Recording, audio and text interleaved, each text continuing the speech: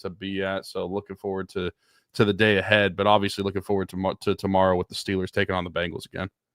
Yeah, I can't lie. I mean, full transparency, I do got College Game Day right on in front of me. So if there's times where I'm like looking up and maybe don't seem like I'm 100% attention on what's going on here in front of me with this, that is why. It's been 20 years since. I mean, that's a nice way of saying that Smitty just doesn't care about what I say, and he just thinks about himself. So it's been 20 years since College Game Day was here, which is crazy, by the way. And I'm not like I'm a pretty casual Pitt fan, college football in general. I mean, I root for Pitt and Ohio State, but it's not like my Steelers, Penguins, or even Pirates fandom, to be quite honest with you. So I hope that they do well. Then you know it's pretty casual if it doesn't compare to your Pirates fandom.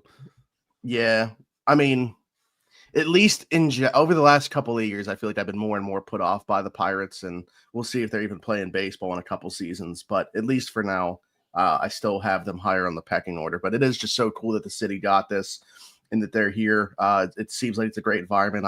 You have seen all the videos and stuff. So it looks really cool down there. Kick off the weekend of football for us, what hopefully is a great weekend. This feels so weird though, because it feels like, it was just a month ago that we were previewing this same game. This is the first team that we played twice so far this season. We haven't played the Ravens once yet and already playing the Bengals for the second time.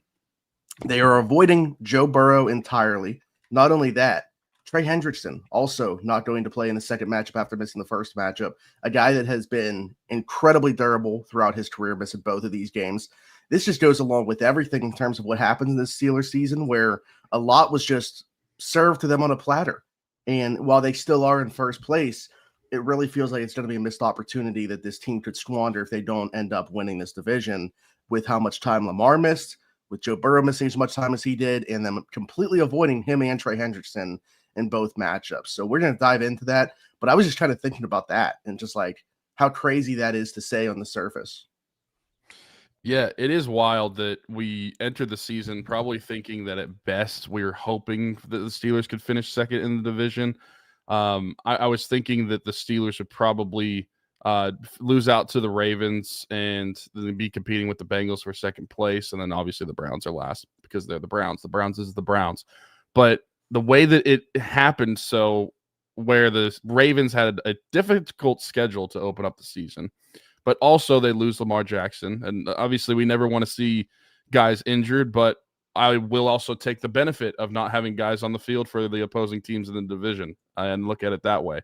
And Joe Burrow being out for, all of this season, basically, the Steelers were put into a position where they had the advantage of being able to take this division and run with it. And it looked like they were doing that a little bit for the first several weeks. But then we've hit a few hiccups. They haven't looked as good or as consistent recently in some of these games. And they've allowed themselves to squander what was a few-game lead in the series or divisional lead. And now Baltimore is sitting pretty close behind them. And looking at the schedule ahead for the Steelers, like these types of games, especially these divisional games, are going to turn into must-win games. And I know that's probably it sounds a little dramatic when you were talking about week 11. We've got still a couple months of football left in the regular season. But looking at the way the AFC is shaking out, I don't necessarily think that the AFC North is going to be the benefactor of getting multiple teams into the playoffs, considering some of these other divisions and how they're looking. So I think that you're probably looking at just the division winner making it. The Steelers were in the driver's seat, and they still technically are, but the Ravens are getting close to them. And with the inconsistent play, who knows how long that lead is going to stay the way it is. So the Steelers need to take advantage of games like they have in Cincinnati, like they should have had in Cincinnati, like they have for tomorrow against the Cincinnati Bengals, coming back to Pittsburgh for the divisional foe, and really try to get a better grip on this thing and keep that distance from Baltimore. Because like I said, the Steelers schedule, it does get tougher over the next few weeks. And we've talked about that for a couple weeks now. They obviously beat Indianapolis, but then dropping the game that last week, both of us predicted we thought the Steelers were going to win that one, and fairly comfortably we thought the Steelers would win that one. Offense looks awful. Aaron Rodgers has his worst performance possibly ever in his NFL career. And so on a week-to-week basis, it's hard to actually predict what this Steelers team is going to do, but they need to figure it out because Baltimore's coming, Lamar's back, and it seems like there may only be one AFC North team getting into the playoffs this year. Yeah, it's uniquely strong year, I feel like, for the wild cards. Potentially. I mean, you could be looking at the Chiefs and Bills both as wild cards. And then who's that other team going to be? Is it going to be a second team from the AFC North? It's going to be the Chargers, who are right now 7-3. I mean, like, and they have a win over the Steelers. So, like, I'm with you. I think the AFC North could be a one-team playoff division. So we'll see. Obviously, getting ahead of ourselves a little bit there, and I don't want to do that. Let's just focus on this game against the Cincinnati Bengals, which, to your point about it being must-win, DB on Afternoon Drive yesterday said, I don't want to call this one a must-win. I was like, well, okay, then I will, if you're not going to call it one, because I think that it is. I think when you look at this game, not only being a divisional game, they got to get back, but also, like you're talking about with the upcoming schedules for both them and the Baltimore Ravens, I really do think this is a must-win for the Pittsburgh Steelers tomorrow. So let's dive into it. Let's start with the offense, because that's the get right spot, if you will, for the Steelers in this one, with the performance they just had against the Chargers. And you look at the performance they had the first time that they met up with the Cincinnati Bengals. Certainly not the reason they lost that football game. They were able to do everything that they wanted to offensively. And I said this week on Around the 412, I think how you feel about the Steelers going forward all depends on how you feel about Aaron Rodgers' ability to bounce back from that one. Is he going to? Was it just a one-game performance, or is this a sign of things to come from him? Is he falling off a cliff here in the middle of the season at his age? I mean, I don't want to get into predictions yet or anything like that, just setting the table for this. But if you can't get right against this defense, which is not good in general, but now without Trey Hendrickson, first-round pick Shamar Stewart, who hasn't made a ton of impact anyways, but certainly they don't have anything on the edge right now. Their only good player on defense, really, in my opinion, that's like an above-average starter, is cornerback DJ Turner, who I think is a really good player. Outside of that, I mean, the Steelers should be able to do whatever they want, whether it's on the ground, whether it's through the air. I think they should lean into Jaylen Warren, as we talked about this week and talk about every week. Like, just hand him the keys to the offense. Let him go until he can't anymore. That would be my philosophy for this one. I think that you can move it through the air if you want to, if you have to. But to me, just start the game off with Jaylen Warren, see how long you can get that going forward, because it also takes the air out of the ball, keeps that high-powered Bengals offense on the sidelines, and I think that could be the path to victory. 100%. And we touched on the Around the 412 Steelers show this week, how much the usage of Jaylen Warren baffles us. He is your best offensive weapon right now. And touching the ball 16 times in this past game against LA was, in my opinion, inexcusable. He ran the ball 16 times alone in their last matchup with Cincinnati, 20 touches overall, including his receptions. I think that number should be even higher than what it was a month ago when they played Cincinnati. I really think that they just need to trust in their best player and keep him on the field in those pivotal moments. Don't have a scenario where you get down into the 10-yard line and then for some reason you decide to put in Kenneth Gainwell in those scenarios like we saw in LA. Made no sense to us. We said if you get in that position again, and the way that Jaylen Warren was running the football, if you just ran him 4 straight times, he's getting in. It's bound to happen. I feel like the Steelers need to buy into that philosophy, and I think that probably the tougher part of that is maybe selling that to a guy like Aaron Rodgers, because we've also talked about how he might be the one checking out of some of these plays and wants to keep the football in his hands and be not necessarily the hero, but he likes to make the decisions and he likes to have the ball in his hands. So I feel like that's something that he needs to get behind as well, knowing that Jaylen Warren is his best weapon too for the offense. And that's the best way that they're able to get right in this game. And if you really want to talk about if Aaron Rodgers is not getting back to what he was earlier this season, and not necessarily having a similar performance to what he had as in LA, but if he has not had a great performance, Jaylen Warren is the perfect safety net for this offense, especially against a defense like Cincinnati, where they should be able to move the football on the ground. Again, Jaylen Warren had over 100 yards, 127 yards in that game in Cincinnati a month ago. The offense needs to get right, though, because if, like you said, if they do not look good against this Cincinnati defense, what does that say about Aaron Rodgers? What does that say about Arthur Smith? The entire thing should be looking efficient in this game, because this Bengals defense is pitiful. Look at how many games that they have blown just in the last couple of minutes since we last played them. I almost feel bad. If they weren't a divisional opponent, I would almost feel bad for their offense. And in some ways I still do. Yeah. Because of the looking at how little I they mean, can help what's happening on the other year- side of the football. I would say last year was worse because they really could have achieved something with that offense because they had Joe Burrow last year for the entire thing in the MVP type season that he had. But their defense is somehow even worse this year than it was last year. So you actually talked about something Branson was hoping for us to touch on. Do you guys think Aaron's checking out of the run too much, or Smith not calling enough run plays? And you started to talk about it within that. We talked about it on the Steelers show this past week. I'll be honest. I mean, we, from a philosophical standpoint, and at least what he's wanted to do in the past and has done in the past, I think Artie Smith wants to run the ball, which makes me think like it's a lot of Aaron checking out of things at the line of scrimmage with what he sees. And that's why I brought that up, because I think it's just hard to divvy up blame when you really don't know. Like, everybody wants to throw, obviously, Tomlin under the bus philosophically, throw Artie Smith under the bus for, his play calling on the offensive side. But when you have Aaron having full reign, if you go back, you can tell when he's checking out of things. And, I guess we don't necessarily know if it's from a pass to another pass or whatever, but like, it oftentimes feels like it's a run play that he's checking out of the pass. And that's why I brought up, like, going into the Chargers game, when you said about only, there's only 20 pass attempts you thought was like an ideal number because of them wanting to run the ball. I was like, I don't know. I just feel like Aaron wants the ball in his hands, for better or worse. I think he wants to throw the football more than 20 times in a game. But we'll see what the path of success here is. But you're right. I mean, if you can't get right in this one, I think that really gives you concerns moving forward. I think it is time to press the panic button if they aren't able to get right this one. I hesitate to put a number on it just because, like, with what I talked about, if they are so good on the ground and it just like is a fast-paced game because of that, the game might escape from in front of them. Yeah, like, you might only score 24 points in this game, but it could still be a really efficient offense if you're running the football, like the way I was just describing with Jalen Moore and how I would game plan for this offense.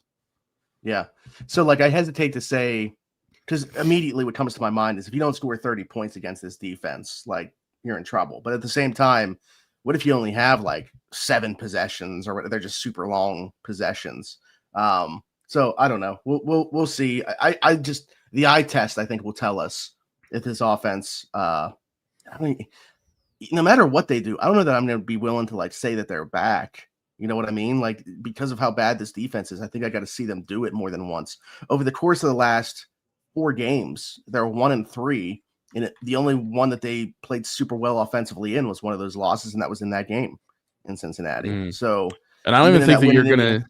Well, I was gonna say, I don't even think that you're gonna find out in a get right game the following week either when they play Chicago. Their defense isn't great either. Defense. We'll see if they get. I know they just Jalen Johnson. They started his 21-day window or whatever, so we'll see if he would be able to return for that, because that would obviously be a big boost for them, their best coverage player. But yeah, Joel mentioned this would be a prime MVS game if they do give him a helmet.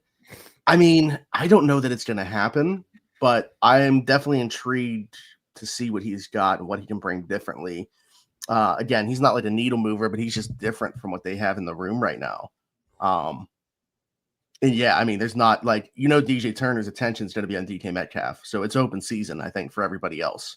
So whoever you want to call out to have a big game behind him, take your pick, in my opinion. So MVS, if he were to get a helmet, certainly could. But I look at, like, okay, there's no Cole Holcomb, so Mark Robb could probably get elevated again. They're going to need another defensive back, whether that's giving Asante Samuel a helmet, even though he's not going to, like, play a bunch. Maybe it's just like a break glass in case of emergency type thing. Without Highsmith, DeMarvin Leal could get elevated again. I don't know. I just have a hard time finding the helmet for MVS. Yeah, I don't necessarily think that he would have a ton of impact either in the offense, unless they really trusted him because of how many, like, 2 wide receiver sets the Steelers offense does like to run. Now, obviously, in pass downs and they when they bring more wide receivers on the field, he would do that. But I still feel like if they're running 2 wide receiver sets, that would still be DK Metcalf and Calvin Austin is what I would think. I just don't think that that Arthur Smith and the Steelers would kind of like just throw him into the fire, if you will, in the schemes that they run. Somebody asked me, DM me an interesting question. I don't think so, but do we think, based off the game that Calvin just had and, like, directly putting the ball into Dante Jackson's hands for an interception, that there's going to be any like lack of faith there for Aaron to go back to him. Because I think we've seen it in the past where like Aaron's gone away from guys. Mm-hmm. I don't think so. And I say that because I think it would have happened earlier in the season. I forget which game it was, but if Calvin Austin, it was in the home opener against Seattle. Was it the home opener against Seattle? Okay, yeah. I knew it was earlier this season. But if Calvin Austin doesn't make the mistake in the end zone that he did in that game, it's probably a touchdown to Pat Freiermuth. But Aaron said so, like that Calvin knew better and he shouldn't have made that play, but he didn't go away from him then. Now, obviously, this is his second strike, so maybe this is going to be a little different reaction from Aaron Rodgers, and we'll see. But I just don't think so. And I say that in part too because I just don't think that they can afford to. Because if you're in Aaron's doghouse as a receiver with Calvin, like what's the point of having him on the field? And I don't think that they can afford to do that because of the way their wide receiver room looks. And maybe that is the way that they open up a door for more MVS. Maybe that is the possibility of how he can get a hat and play more. I just don't see it though. I think Calvin. I'm not advocating for that, by the way. Like I said, I just figured. Yeah, I didn't think you were, and I just think that Calvin has been fairly reliable this year, outside of a couple glaringly bad plays that ended up pretty bad. Mm-hmm. But I think when you're talking about a guy that had five career drops coming into this season, and I think he's got 4 this year, which is crazy. Mm-hmm. So, yeah. I mean, it's kind of like Deontay in what 2020, 2021, where 2020 is the year that he had the yips. It's like the drops weren't necessarily a career issue. It was just like 1 year, but everybody latched onto that 1 year and made it a thing about him. Became a narrative surrounding him. Yeah. Yeah. I mean, when honestly, like the not getting north was a much bigger part of Deontay Johnson, which you could have gotten on Deontay Johnson for. Anyways, all right, back to this though. I struggled with, and we'll get there when we get there, but I do want to bring this up now. I struggled with finding a bold prediction for the offense though, just because, like I said, they did everything that they wanted to the last time against Cincinnati. So where do you even go? I got one, but it's like can't really go to the tight ends. They had like 150 yards and 4 touchdowns receiving against them.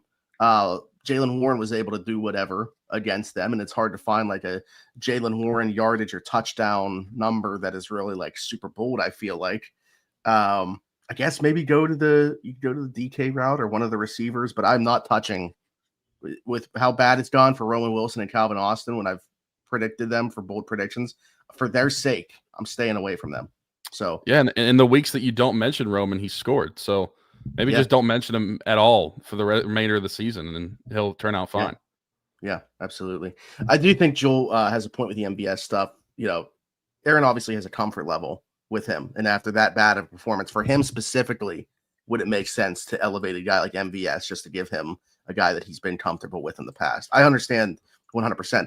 I just if you had Alex Highsmith in the fold, if you had Cole Holcomb in the fold, and you didn't have to elevate those other guys, then I could see it. I'm just having trouble finding the helmet for him with the other elevations they need to make. Yeah, I mean, I agree with that. And that's also another, this is completely change of subject, but I feel like I should say Will Howard's not getting a helmet in this game, even though he's active. I feel like a lot of Steeler fans think that he'll be like the backup quarterback now. And if Aaron Rodgers comes out, that he's going to be the case. Mason Rudolph still exists, and the Steelers are not going to give Will Howard a helmet. Now, if the scenario that we talked about on the Steelers show where Aaron just looks like he did in LA for the remainder of the season or the remainder of these games and turns into a pumpkin, then I would much rather see Will Howard than Mason Rudolph come in just for an experiment in my entertainment value. But I don't think they'll do it. I don't think they'll do it either. But that's when I would think you would see him or potentially. Dude, if they were to lose to Cincinnati and Chicago, I'd pull the plug.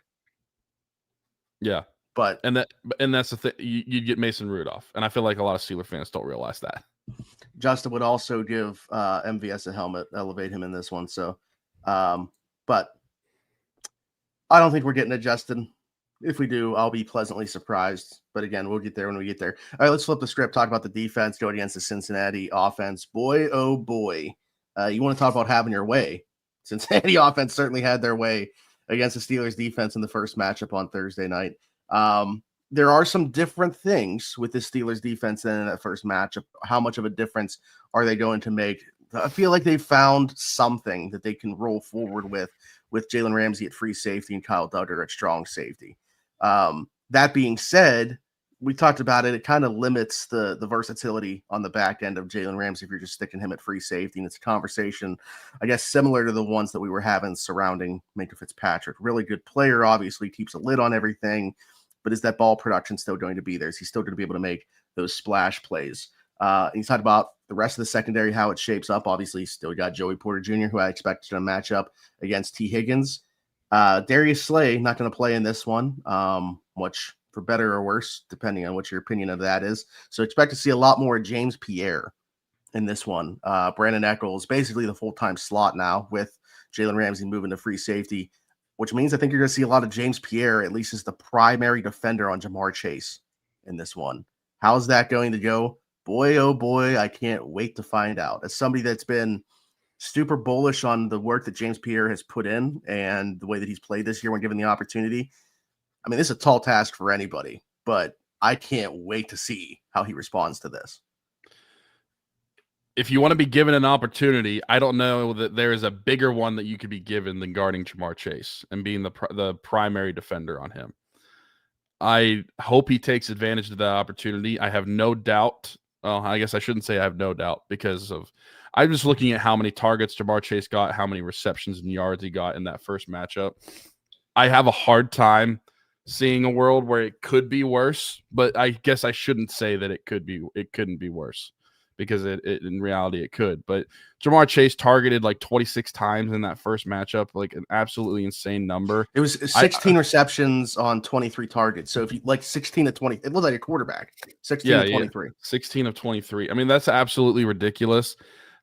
How do you think the Steelers are going to address this game differently? Obviously the personnel is different, but like, do you think that the schematics are going to be different for how they call it? We've talked about how like the two high safety looks have improved the defense. And do you think that that's going to continue into this game? I just feel like there's no way that they could continue to do what they did a month ago with a lot of single high safety, a lot of man coverage. I just don't think that it can happen.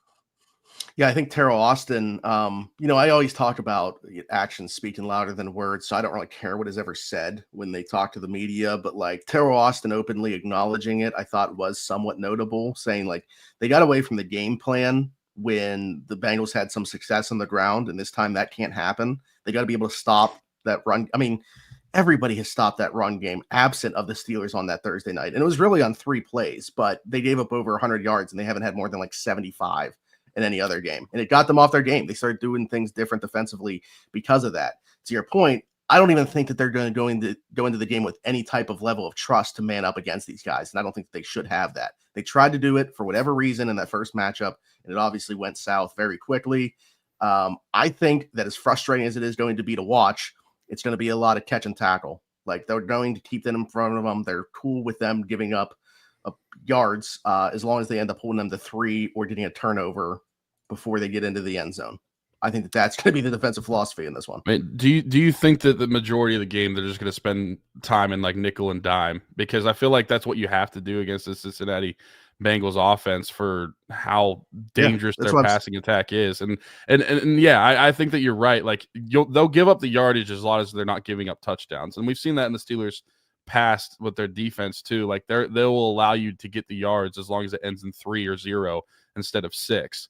And I think that's smart. And while I do think that they need to stop the run, that everybody has stopped this run. As a Chase Brown fantasy owner, I know that everybody has stopped this run except for the Steelers.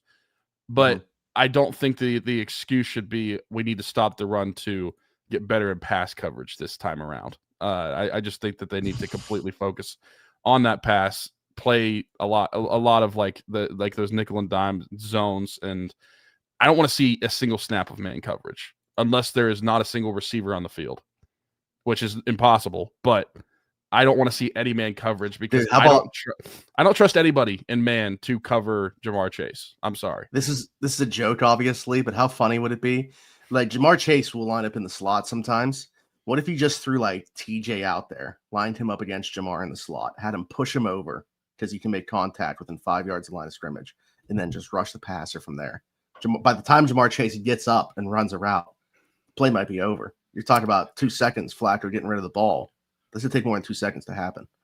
Okay, I don't want this to come out like wrong or sound or this is not disrespectful to TJ Watt and his coverage skills within the 5 yards allowed to press a guy.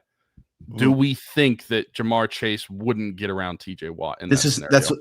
This is Alan and I had like a 10-minute conversation about this because somebody brought that up in our YouTube, and I don't know if they were joking or if it's supposed to be serious, but like we had fun with it talking about it. Like on the defensive side of things for edge rushers, you talked about their ghost move. I was like, Jamar Chase is going to hit him with the offensive version of that and be gone by the time TJ could even try to get his hands on him. So to answer your question, no, I think Jamar Chase is way too elusive. Yeah. But I mean, it's going to be a tall task still because you don't have Alex Highsmith again in this game because I don't think he played in the first matchup, did he? So you're not going to have Alex Highsmith in this game, it looks like, and so you're relying on Nick Herbig, who we have a lot of faith in. But again, the first matchup, the reason that we hated how they traded for Joe Flacco is because of his time to get the ball out. And if the Bengals are doing a similar scenario, the coverage needs to be better because I still feel like with a depleted offensive line that isn't that good anyway, I really feel like they're just going to focus on getting that ball out like they did in the first matchup.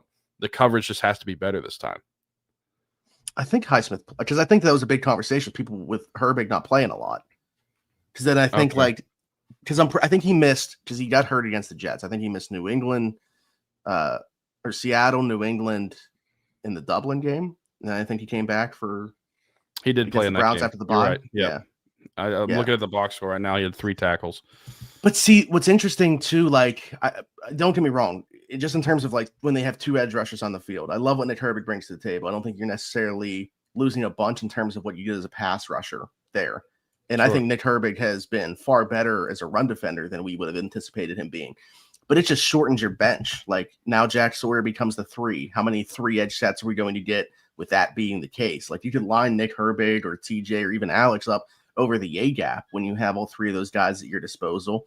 Heck, you could do the stuff that I was talking about with TJ with Herbig instead, who has some coverage skills and people thought was going to play off ball linebacker because of that. So I don't know. I just don't think that they're, I mean, it's a big loss for sure, regardless of how people feel. I mean, he's coming off back-to-back multi-sack games. First time since TJ at the end of 2020 and first game of 2021 that a Steeler did that. So it's a big loss. It really shortens what they can do on the defensive side of things. But to be honest, I'm far more concerned about the secondary aspect of this. But again, I trust Nick Herbig being able to fill in for Alex there. There's not a I mean, I'm not saying that James Pierre is not an upgrade, but I don't think he's necessarily a downgrade either from what you got in the first matchup against Jamar Chase with Darius Slay. But I still don't feel very good about it. I mean, you're talking about arguably the best wide receiver in the NFL. I do want to get your opinion, though. How much does your confidence change in the secondary because of the way that Jalen Ramsey has looked at free safety and the addition to Kyle Duggar so far in that strong safety spot?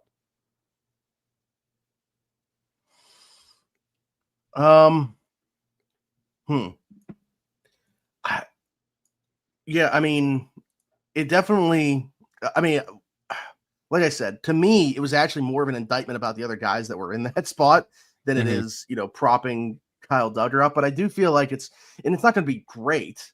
I think that we can put that out of our minds now, this defense being great.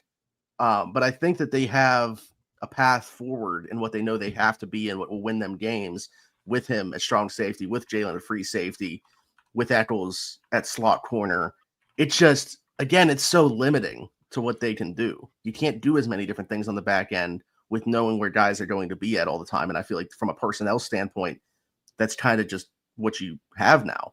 I don't know. Any thought about getting Jabril Peppers back into the fold and what he could potentially do? Because he hasn't played since we got Duggar, obviously.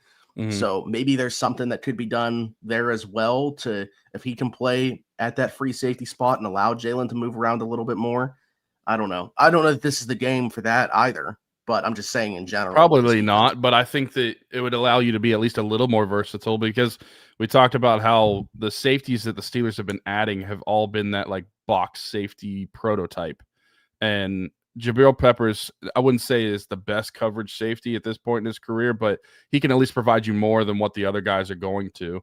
So if that allows Jalen Ramsey to move around and kind of be that rover type of player and not limit him to what he's doing, because that's what we talked about in the Steelers show is how you're turning him into Minkah Fitzpatrick essentially by limiting what he can do if he's just playing that free safety spot full time. That's not what you traded for him for. And even though your defense is probably at its best so far when he's been in that free safety spot, you want him to be able to be that versatile defensive back and have those splash play potential, being able to roam around and do the stuff that he wants to do. So I think that Jabril Peppers could maybe add a little bit more to that, at least compared to the other safeties. I have no faith in a guy like Chuck Clark or Sebastian Castro. I don't expect him to see the field in this one. But certainly not Chuck Clark in this matchup. Yeah, I don't see it. I don't see it. But you're not going to get the snaps that you got from Darius Slay in this one. Chuck Clark played in 61% of the snaps in their last matchup as well. So just from that standpoint, and you're also not going to get the Juan Thornhill matchup. I feel like you are upgraded at the secondary positions with the additions of Kyle Duggar and what they're doing with Jalen Ramsey. Yeah. But I just don't know how much the actual unit is upgraded as a whole when it comes to like what the output's going to look like.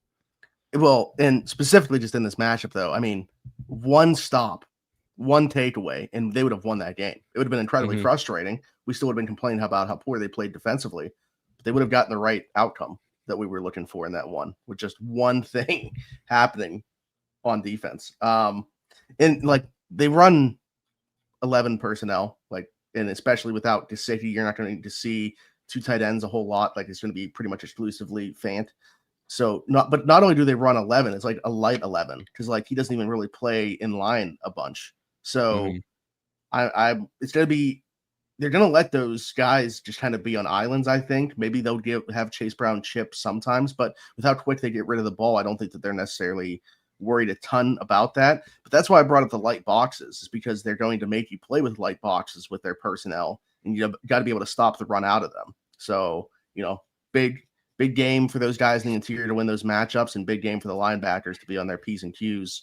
PQ on his P's and Q's. Yeah, that works. There you go. To be able to shut down that run with a light box, which they were. Again, it was largely on 3 runs, but if you give up over 100 yards to the Bengals, that can't happen. So no, with the offensive line, the way Chase Brown has played this year, no, it can't happen. But I mean, I will say that the run defense overall has probably gotten better since that last matchup. It's still not great, but it has looked better. I think the linebacker play has improved since that last matchup. And the defensive interior has also looked better. I thought Benton has looked better in this midseason than he did early on in the season. So things have improved up front, but still. Derek Harmon doesn't have I'm not saying he's not playing well. I don't think he has a TFL or a sack in like a month. Maybe that would be, I think that goes along with DB's bold prediction, I'm pretty sure, defensively. But maybe that's something to keep your eye on as well. But it's all going to depend, like, can this team cover for 2.5 seconds in this one against these guys? Or how often can they do that, I should say. But we'll get there. Yeah, his last sack was against Cleveland on October 12th. So, yeah, it's been a month. Yeah, I don't think he has a TFL in that time. He doesn't. Either. So, all right, we'll see if that comes to fruition. We'll get into our bold predictions unless you have anything else to say to set the table. Not really. If you want me to go first, I know you said you had a tough time coming up with a bold prediction for offensively for. Well, this it's game. just like when you look at the offensive output that these two teams had. You can't even say Pat Fryermuth's going to have 100 yards and 2 touchdowns. Oh wait, he did that last time. Yeah, exactly. Like something like that isn't even bold. And I did watch. I will watch the Friday Steelers afternoon drive just to make sure we don't necessarily touch on exactly the same stuff, and we don't just aren't repeating ourselves, but also not to steal any predictions as well. Oh, and even Allen was like coming up with a bold his bold prediction. What was it offensively? They were going to get. I don't think it's bold, to be honest. It was about the tight ends having 150 yards. 150 yards, and then you did the math, and they were like they had like 147 in the first matchup, and 4 touchdowns. Yeah, and 4 touchdowns. Yeah, so it is tough to come up with a bold prediction on this one. So that's why I think as a gross total, I didn't come up with a prediction that way, but I think based off of the impact I think Jaylen Warren is going to have and how much I think that he can split this defense, I'm going to say that Jaylen Warren is going to have a play, whether that is reception or a rush, for over 50 yards. Okay. That kind of goes hand in hand with mine. His longest rush this year actually came in that first matchup against the Cincinnati Bengals in Cincinnati, a 37-yard run. I was like, really? That's his long of the season. It's 37 yards. We're going over that. So Jaylen Warren has his longest rush of the season tomorrow against the Cincinnati Bengals. So over 37 yards. Nice. Yeah, I really feel like the Steelers, if Aaron Rodgers can just put his ego in his back pocket and buy into Jaylen Warren being your best player, the Steelers should have him touch the ball like 25 times in this game. He touched it 20 times in the last matchup with Cincinnati. He touched it 16 times in this past matchup against the Chargers. I need to have at least like best 10 game of his career touches in that first game against Cincinnati. From a yardage standpoint. Yep. And I need like 5 more touches than that last one, because we even then with that output, I guarantee if I went back and watched the Steelers show, we still were probably complaining that Jaylen Warren didn't see the field enough, and why are they playing Kenneth Gainwell? Yeah, I mean, I remember if they just run the ball a couple more times, I think that they win that game. Literally, just one thing being different offensively or defensively, they still win that game. As frustrating as it would have been. Branson said a bolder take would be that Muth gets shut out. Yeah, I mean, historically, yeah. The contrast between his production against them and just even like the second best production that he has against any team is ridiculous. He's got over 200 more yards, or like or 200 or 300 more yards against Cincinnati than he does Cleveland, and Cleveland is his number 2. Mm-hmm. He's got like 9 touchdowns against Cincinnati. He's got like 4 against Cleveland. Matt said Warren is not a durable back. I don't necessarily agree with that. I know that he has had some injury history, but I don't necessarily think it's a chronic thing for him. Yeah, I'm wondering what we're attributing that to. Because even when he was dealing with the injuries going into last year, it happened like before the season even. Like it wasn't like the attrition of a season really wearing on him and suffering an injury. And it's not like it's been the same thing repeatedly over and over again. Mm-hmm. Yeah, I think that Jaylen Warren is perfectly capable of running the ball 20 times in a game and adding like 5 through the air as well. I don't think that he's he's not like a power back, but I don't think he's not a durable back. I think he's fine. I think the injury history for him kind of gets overblown a little bit. Yeah. No, I think probably starting to have that conversation about Alex Highsmith, though. Yeah, I think that's fair. I think that's a bigger deal. Whenever the last couple of seasons, he's missing at least. I mean, and it's not even like injuries where he's out 1 week. DB was starting to put side by side out there comparisons to Lamar Woodley when he started getting hurt. Hoping that's not the case. That is not the case. That's fair. But okay, I'll start defensively then. Again, struggled to come up with something here with the way that the Bengals move the ball offensively against us. Joe Flacco's been dealing with a shoulder injury, though. You hit him a couple times. I'm curious to see what his response is. I don't think he finishes this game. I think that we see Jake Brown in play at some point. Smitty's calling for the 2009 New Orleans Saints to come out on Sunday, and we are going to injure people. No, I do. I hope. I don't want him to get hurt. Right. I just coming in with an injury, playing against this defensive front. While I understand that they weren't able to get home very much, if at all, against them in the first time, if they are able to get home even just once or twice against him. Yeah, they had 2 sacks in that first matchup. Keanu Benton had one, and then Cam Hayward and TJ Watt combined for one. Yeah, I think it was within the first couple of drives, and then just nothing. But yeah, I think that's fair. If he's dealing with a shoulder, the main thing about that though is getting to him. Like they have to actually get to the quarterback. joint sprain in that throwing shoulder. Yeah, so I'm going back to the running backs for this one. Okay. I dared to say Jamar Chase is going to get less than 100 yards. I'm not saying that. I still think that's going to be false. Even if he doesn't find the end zone, I still think that's going to be false. They are going to have some open grass, and he's going to find it, and it is what it is. It might even be a bold prediction to say that like he's going to have less than 150. He had 161 in their last matchup. I was going to say, what if I were to? I'm trying to figure out a number that I could get you to take for the under of Chase and Higgins together. Ooh, well, in their last matchup, they combined for 257. So I would say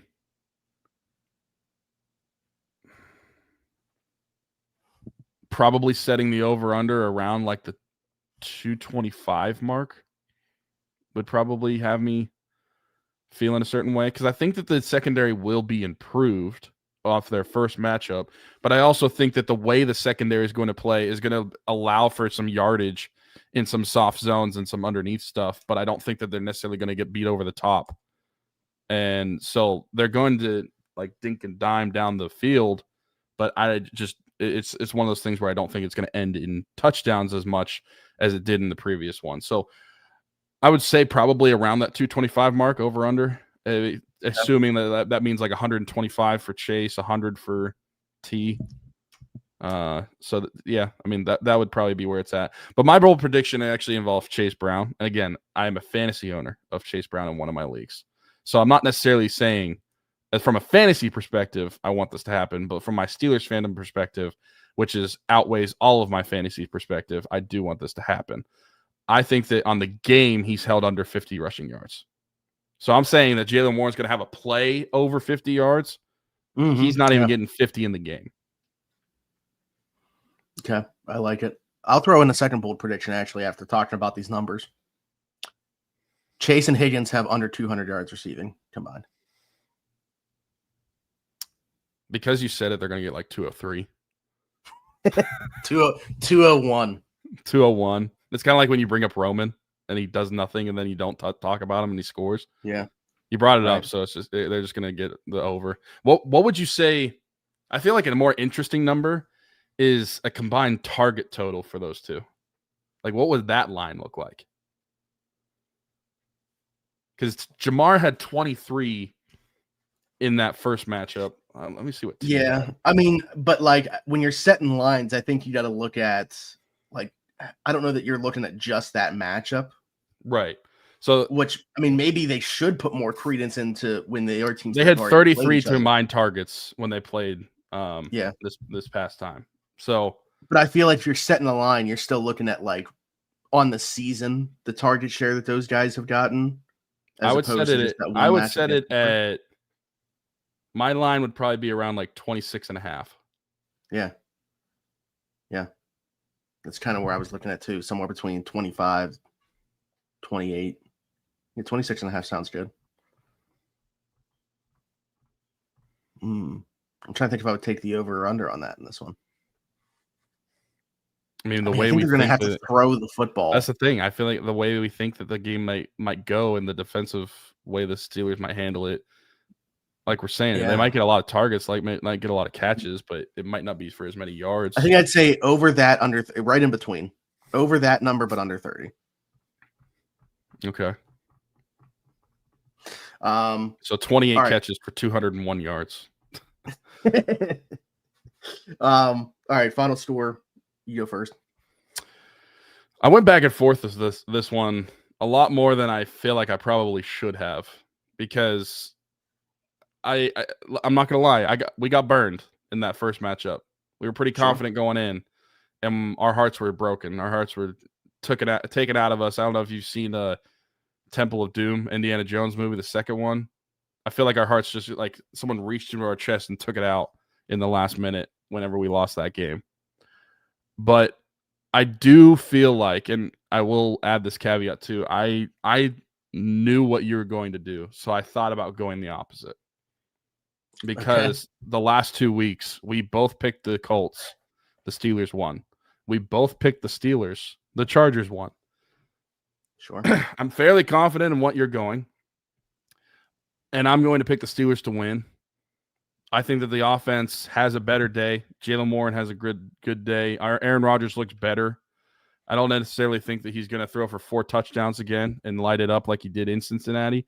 But I do think that he's going to look massively improved than he did in LA. So with that being said, I think the Steelers are going to win this one 31-24. Ooh. I mean, if they keep the Bengals to 24, I would say I feel like a lot of people are going to say that I'm shooting low here with the Bengals score. So you said all that about going the opposite of me just to go along with me because I also have the Steelers winning this game. I said all that because I knew you were going to pick the Steelers. I thought about going the opposite, but I didn't. Yeah, I got you. I also have the Steelers winning this one. I waffled on this quite a bit, and it's only because of the first matchup and the way that it went. Some teams just have other teams' numbers, and I feel like their offense specifically has the Steelers' defense number. How much will those differences and changes that we've made on the back end matter? How much will not having Alex Highsmith matter? I got the Steelers winning this one 30-26. And I think holding the Bengals under 30 was another bold prediction potentially, but you have them at 24. Mm-hmm. So I just wonder what that looks like. Again, the box score might not tell the entire story, but I think if you see just on the box score, the Steelers held the Bengals under 30. People are feeling pretty good about that defensive performance. Well, they feel really good about Joel's prediction because he's predicting that they would hold them to 10 points. 24-10. Kenneth Gainwell gets 2 rushing touchdowns from Jalen at the goal line. I see that's one of those things where I'd be happy with the outcome, but still pissed in that moment and talking about it in a couple days after because of the usage of Jalen Warren. Joel, I believe you're on the West Coast, correct? It's not good to be drinking this early, pal. Yeah, I mean it's almost 8 a.m. there. Yeah, I mean it is 5 o'clock somewhere. I mean maybe he's just got that coffee liquor going really early. Some Baileys. Yeah, potentially drinking Baileys out of a shoe. No, but we'll see. We'll see. I mean that's certainly bold too. I mean every part about that is bold. So Joel's joining us with bold predictions. Branson picked the Colts to destroy the Steelers, then picked the Steelers to destroy the Chargers. So he's picking the Bengals 45-27 to pray that he continues to cause the opposite to happen. See, this is my mindset I almost had. Like maybe I need to pick Branson did it for you. There you go. There you go. And I don't know if she's still in here, but I'm sure that Brooklyn we know Brooklyn's picking. Brooklyn is probably picking the Steelers. So I know she was in here earlier on. Didn't know if she was still around, but we knew she's picking the Steelers, so we're good to go there. But yeah, I really think that the game will be different. It's in Pittsburgh this time. You're not playing on Thursday Night Football. It's a 1:00 game. I think that the stars are aligning for a revenge game in this one that the Steelers are going to come out on the better side of. Almost 9 a.m. Irish coffee does hit different at this time of day. So he's not saying, he's just saying. Not saying he's drinking right now, but it does hit different, he's saying. All right, good stuff. We appreciate all you guys for being in here, whether it's live or watching it back. Be sure to drop your predictions, bold predictions, and final score predictions in the comments for us. We'll definitely go through those. If you have any questions for future episodes, obviously, Steelers show next week, Penguin show next week, Pirate show at some point. Shout out to Paul Skeens winning the Cy Young. We got Paul Skeens won the Cy Young. There's our Pirate show. Yep. Clip that, upload it separately. It is going to be a short. The Pirate show is just going to be a short each week. Be sure to like, subscribe, hit that notification bell if you guys are listening somewhere else on one of the audio platforms. Apple, Spotify, wherever you get your podcast from. Be sure to leave a 5-star review and subscribe over there. Check out all of our great sponsors that we always mention throughout the week on the podcast as well. And then year 8, Rocking Around the 412. I'm actually about to head to a toy drive today as part of Rocking Around the 412. So very excited for that and all the support that we've gotten through the years of doing this. Appreciate all you guys. Again, like, subscribe, hit that notification bell on your way out. For Tyler, for Smitty, this has been another Steelers Saturday Sit Down, and we'll see you next week.